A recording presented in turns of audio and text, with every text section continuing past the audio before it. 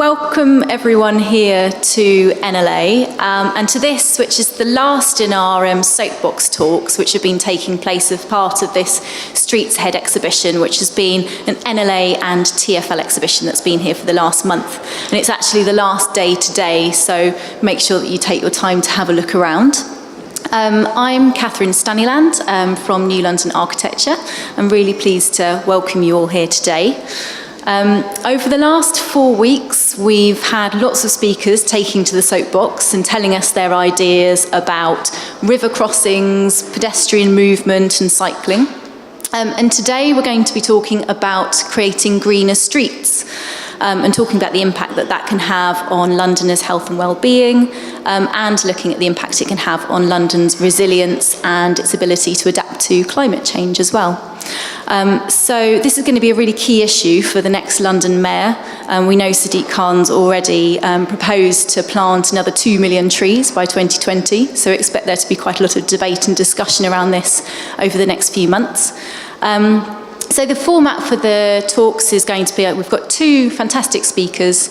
They're each going to take to the soapbox for 10 minutes, and then we'll take questions straight after. So make sure you have a think about anything you'd like to ask them. So first off, I want to introduce Keith Sacre, who's the trustee of the Trees and Design Action Group. If you want to take to the soapbox. That's a bit premature, clapping before. Okay, yeah, my name's Keith Sacre. I'm also sales director at Barcham Trees, which grows the sort of trees you'll see outside in the streets. And I'm also, for my sins, vice chairman of the Arborcultural Association.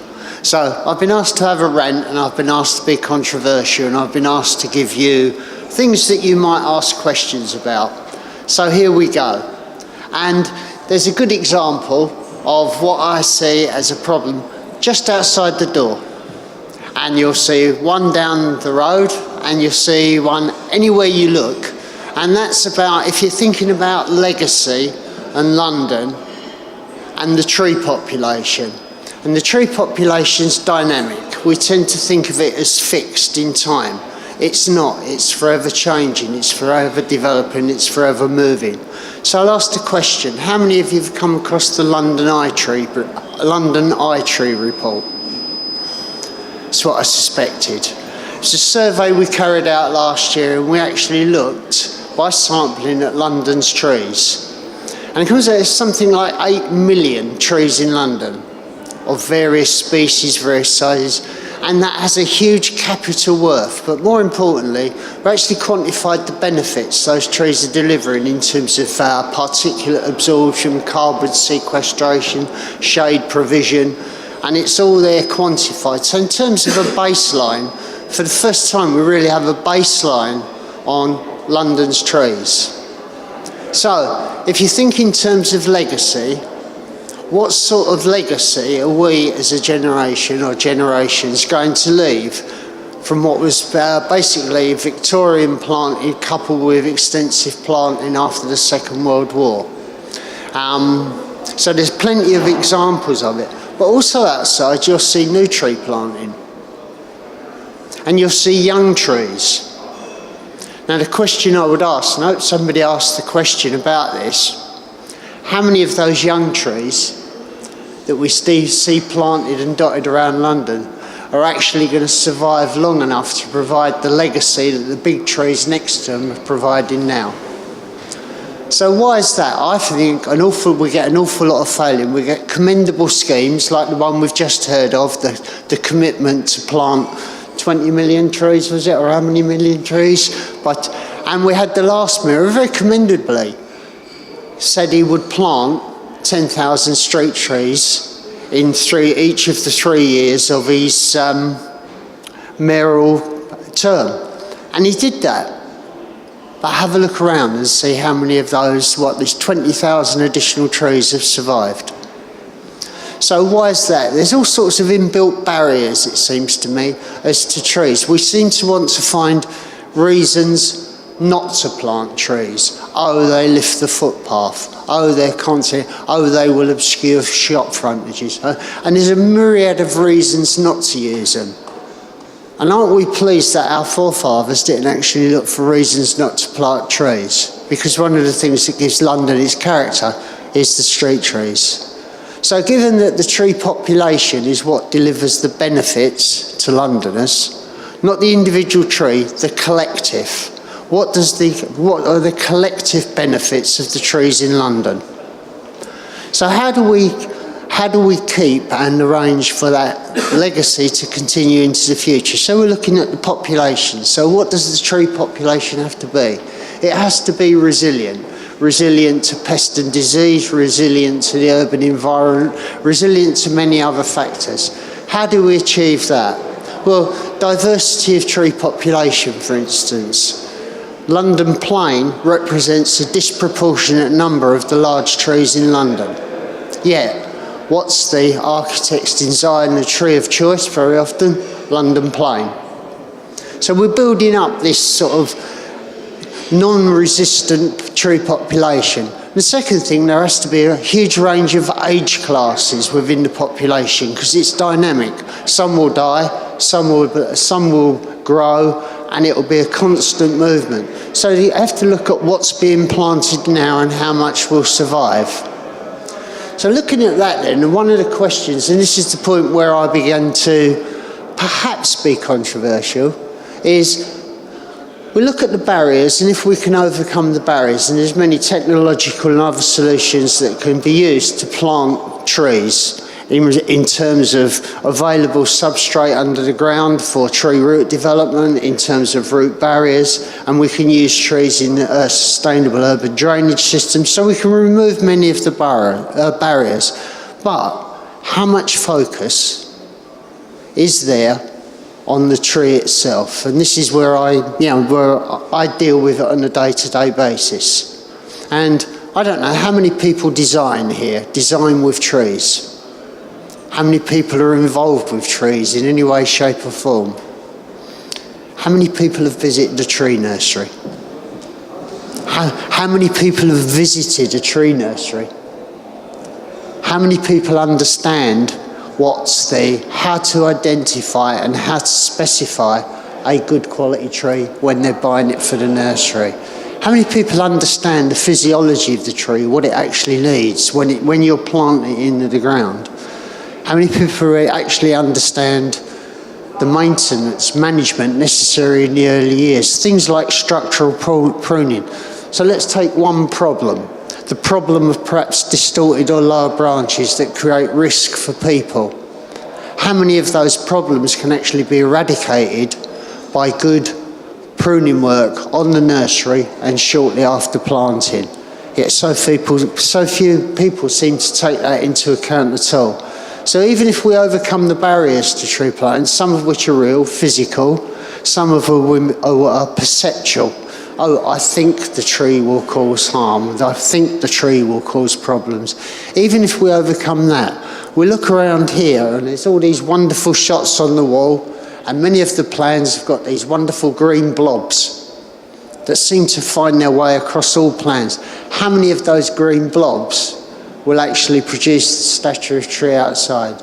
And I think that's the thing, is how and why the tree, while it features so heavily at the planning stage, is never actually realised, or the size and stature is never actually realised when the tree comes to longevity and when it comes to refreshing that population. Was that a signal? Was that a signal? No. How am I doing?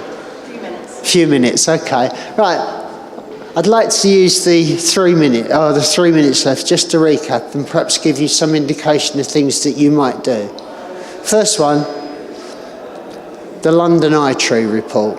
If you're looking for a justification for planting trees, the London Eye Tree Report provides you with significant amounts of information where you can actually look and say, this is the situation in London, this is the diversity of our London population it is at the moment, and these are the things that I can do to sustain that into the future. But also, these are the benefits that London is currently getting from its street tree population. And the second one is, to analyse what you consider barriers to using trees. How many of them are just perceptual? How many are there technical solutions? For instance, I was walking down the Strand yesterday and there isn't a tree in sight on the main Strand area. Not a tree in sight. Similar experience in Stockholm. In Stockholm, they're actually investing £10,000 £10,000 or the euro equivalent in planting an avenue, same extent as the Strand, but they're ripping up all the infrastructure. They're rerouting cables. They're putting structural soil in their plant, and they've planted a line of significant ginkgo trees along a main thoroughfare through Stockholm, because they've recognised the value of trees and they've actually been prepared to invest in them in the way that our forefathers and predecessors have done. And the second one is, and the last one is, when you're looking at trees are living organisms. To survive, they need certain prerequisites. They need a substrate. They need to be able to breathe. They need oxygen. They need moisture. They need nutrition. They also need pruning because they're growing in an artificial environment. So they need care and management. But all of this is coupled with an understanding, and it constantly surprises me. I'll give you a little example. We do a lot of CPD sessions for landscape architect practices, and went to one practice quite recently and did the talk about trees, tree physiology, good nursery practice.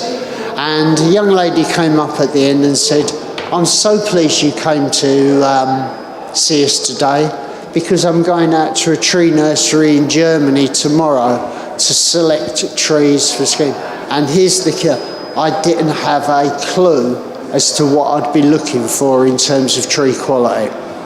And this was a significant scheme. She was going to a large nursery in Germany, buying semi-mature and mature trees. With that prerequisite, she had no idea what she was actually looking at.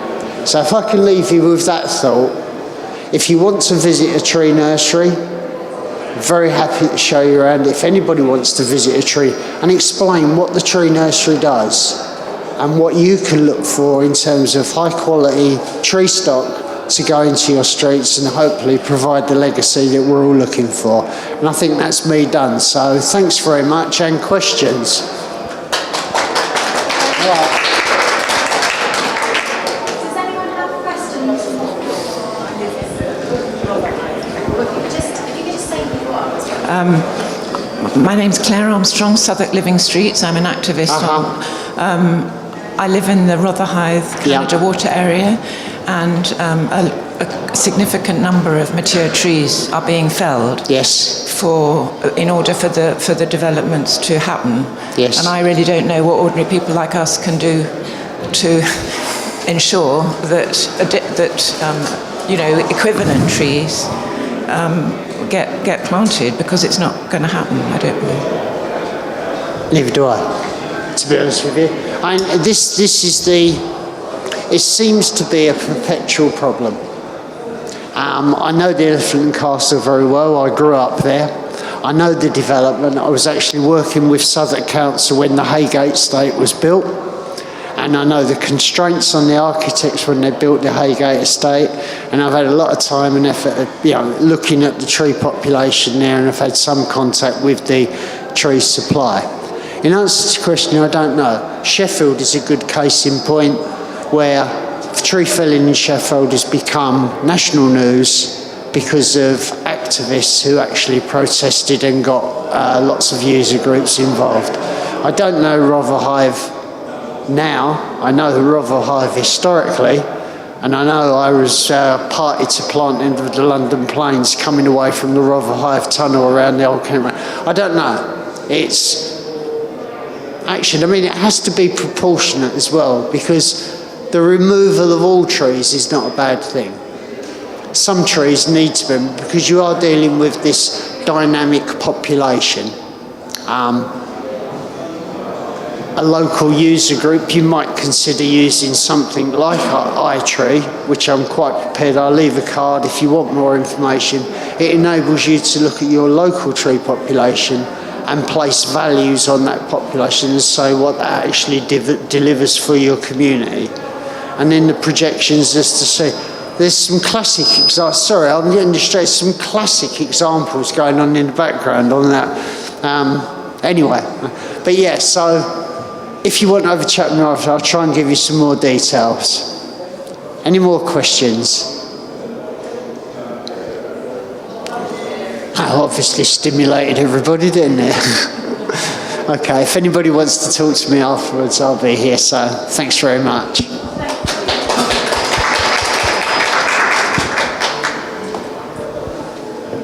Thank you very much. Our next speaker is Luke Greysmith from Greysmith Associates. You want to come up? Hi. So I'm a landscape architect, and I'm here today to talk about the role of sustainable urban drainage in the future of streets. Historically, buildings were built and we didn't really consider the wider implications on the catchment where the water was falling on the building. It would just sort of drain it away as quickly as possible. And then more recently, obviously, we have climate change to consider as well, so it's on a much wider scale. But as I say, rainwater really was considered a burden and a risk, and so we needed to get it into the drains as quickly as possible. So it was engineered to do that. But that's resulted, as the cities have grown, it's probably you know all of this, but it's just a recap really. Cities have grown, and so the pressure on the system is growing and growing, that finite amount of drainage system that we have. And of course it results on pressure, not necessarily in the individual streets, but further down the line. And that's resulted in schemes like the Thames Tideway Tunnel, which is the massive infrastructure scheme, building a tunnel under the Thames. And just to recap on that, is the idea is at the moment, there's a lot of combined sewers under London streets, which take foul sewage and rainwater. They mix up, and so that's normal. Under normal circumstances, that's fine. But when there's a downpour, the rainwater floods the system, and it has to have escape routes, so it overflows often into the Thames or the Lee, and so on. And companies like Thames Water get fined because they're breaching water quality regulations. So they're building the tunnel to stop getting fined, basically. But there's also a movement to reduce that flow on a much more localised scale back at the source where the rain is falling on the ground. And there's many examples around the world.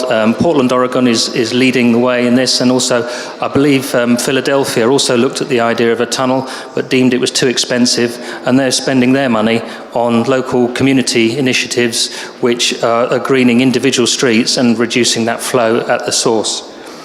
So to me, as a landscape architect, SUDs make sense. They reduce flash flooding, they improve microclimate, they improve water quality, they're good for biodiversity, and it can be cheaper than having to constantly dig up the road and replace pipes and increase the system. You're dealing with something water that's on the surface is more accessible. So I think that SUDs are a key component in the future of street design, because the streets are really the catchments. Once upon a time the catchment was green field or green, just open green space, or forests and woodlands and so on, and now it's in places like London, it's the streets and the roofs of the building that are catching the rain. It gives landscape design in a street setting more of a function. I find that quite often landscape architects suffer from being seen as the people who just do the green bits, and that's not really as important as the building or the road or the engineering, because it's just a bit of aesthetic prettification. And we often suffer from that because the costs, when it comes to it, that's the thing that gets cut, because of course you need the building. But SUDs are great because they actually provide a function that is needed to be implemented. And where there's water, there's life. And this is one of the difficulties we've got, because, of course, in terms of maintenance, something that grows, something that has plants in it, something that has water moving through it, is a difficult thing for local authorities or whoever to get their head around. How are we going to maintain that? What if something changes over time? How do we deal with that? And I'm interested in the edges between buildings and landscape and engineering, and I think SUDs are very much that. They are a combination. Water travels across these edges.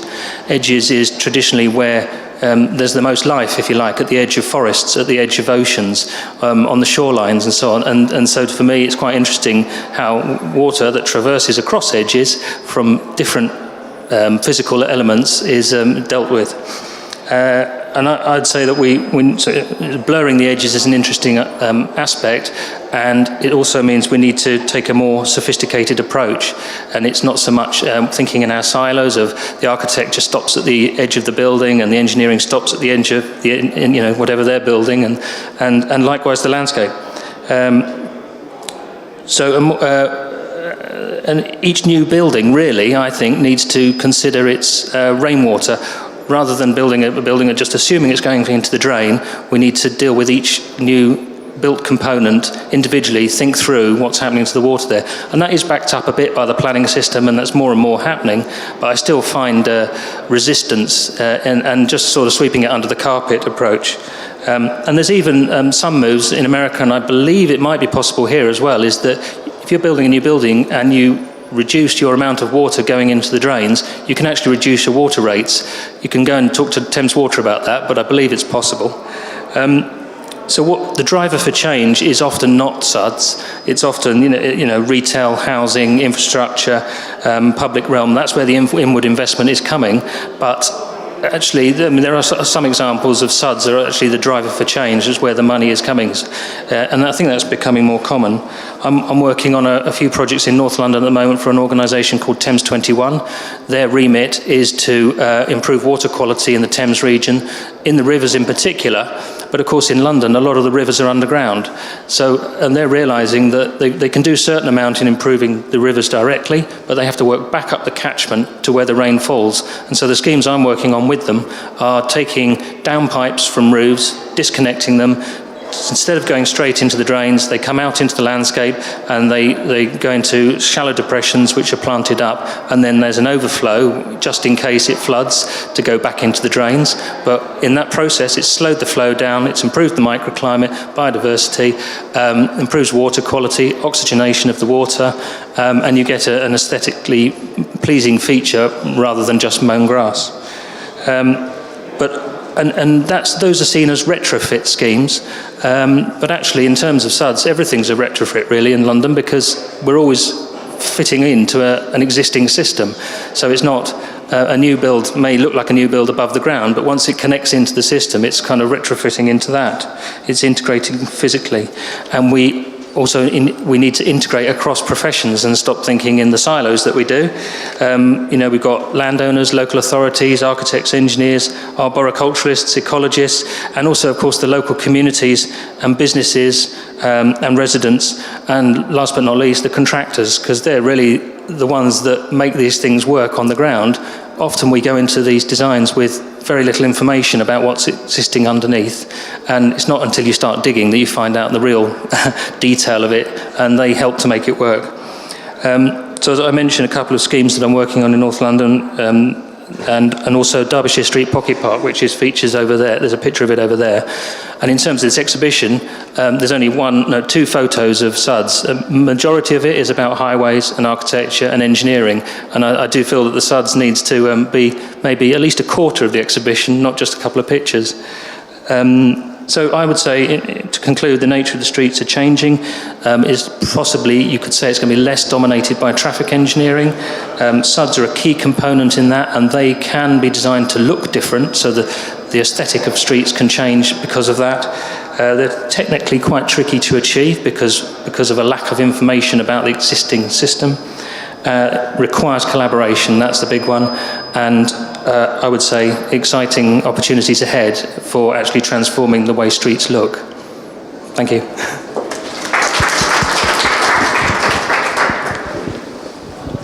Thank you very much for that. Just one question from me. How do you think it's possible to actually combine sort of a wider strategic strategy for SUDs with improving walking and cycling across the city? Is there a way of actually doing it at a wider scale as opposed to kind of project by project? I suppose you could look at SUDs on a much bigger scale across them. We do tend to be focused on individual streets, but it is connecting into a bigger network underground, so there's no reason why it couldn't connect into a bigger network above ground, if you like. A guy told me recently, a friend of mine said that I think it was in New York, they've started designing cycle routes with SUDS components that run along the length of the cycle routes, and of course they're planted up with a particular palette of plants, and they have a similar palette of materials to give it an identity, a brand, if you like, and that's along a whole system, a cycle system. So I guess that's an example of it. I'm not sure, I think it was New York, but I'm not 100% sure. Any questions from the floor?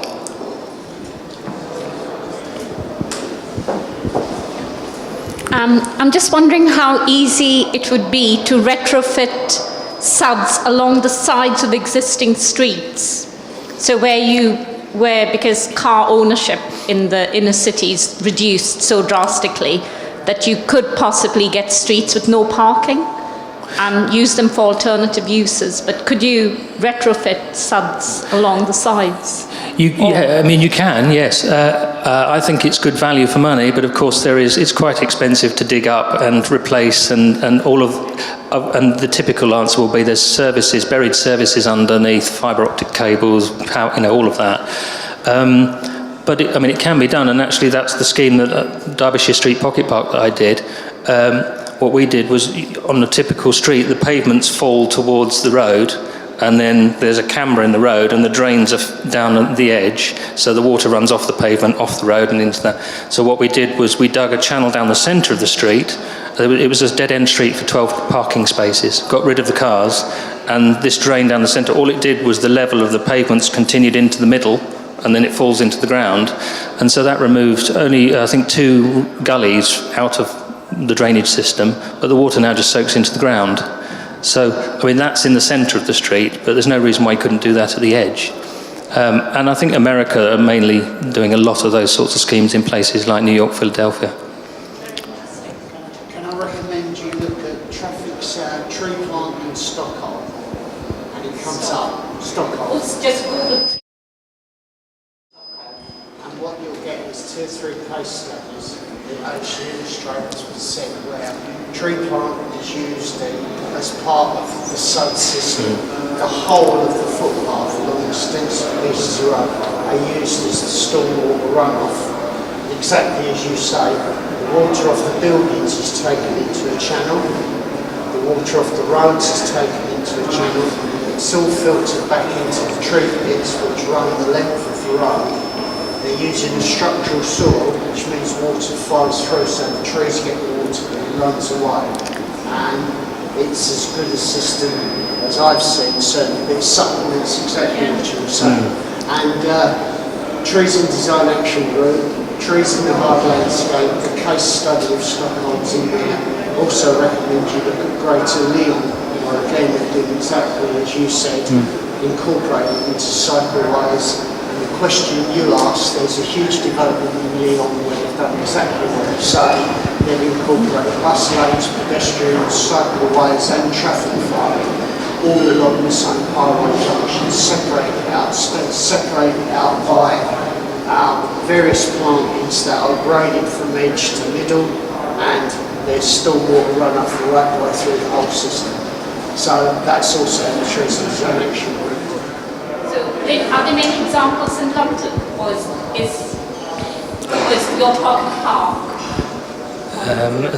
Other good examples? I think it's fair to say, and I wasn't asked to speak about this, but I think it's fair to say that we're actually light years behind when you look at and see what's happening. I've been lucky enough to go to Portland, Oregon. Exactly what you say. Trees, sustainable urban are just an integral part of city design. Portland is actually like a city within trees as opposed to the other way around. But you're quite correct. Sustainable urban drainage is built into that.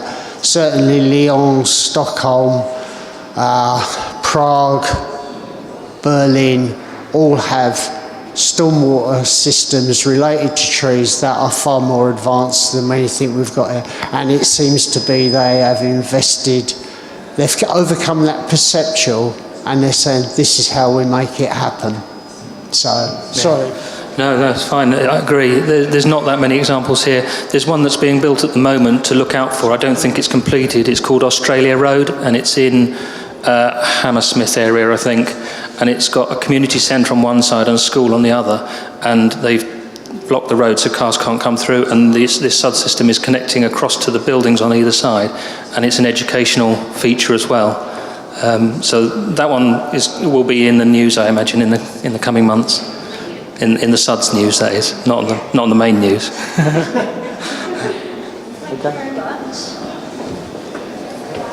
Thank you very much to both of our speakers for those very inspiring presentations. We've been asking people to vote on lots of issues over the last month, and we certainly should have had greening our streets as one of those as well, but please do fill in the comment cards and add that as a key point.